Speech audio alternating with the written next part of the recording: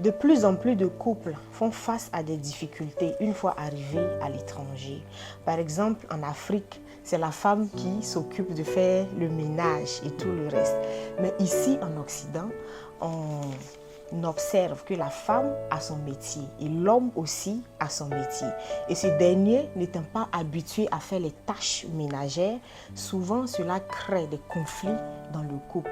Comment faire pour y remédier? Vous savez, dans la vie, le succès dépend de la capacité d'adaptation. Il faut pouvoir s'adapter à un milieu dans tous les domaines. Même quand on se marie, on doit s'adapter à un nouveau rythme de vie, à une nouvelle façon de vivre.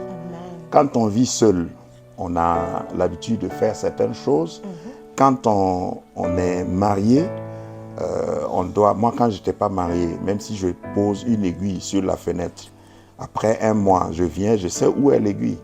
Mais après le mariage, je dois m'adapter. Donc quand on vient ici, donnez-vous un temps d'adaptation.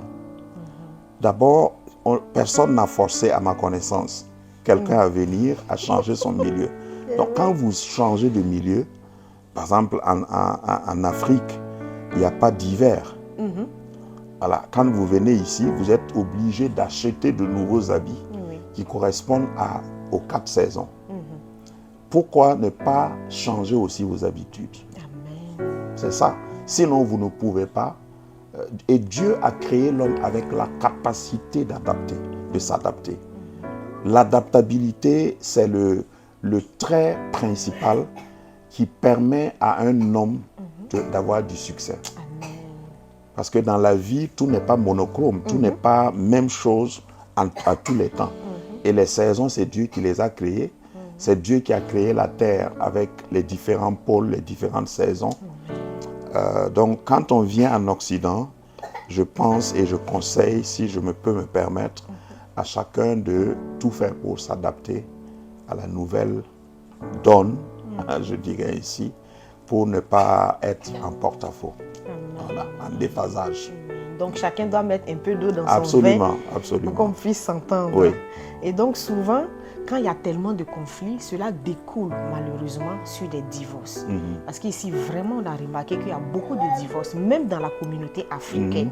Comment faire pour maintenir la flamme de l'amour?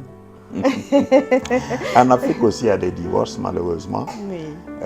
Donc, je ne pense pas que lorsqu'on veut vivre, lorsqu'on veut réussir, on se donne les moyens.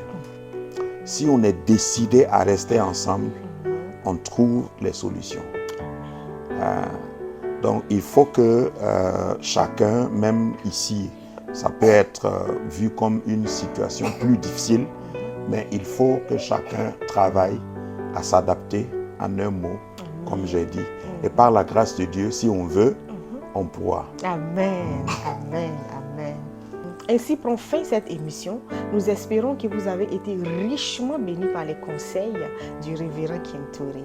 Merci, que Dieu vous bénisse et à la prochaine session.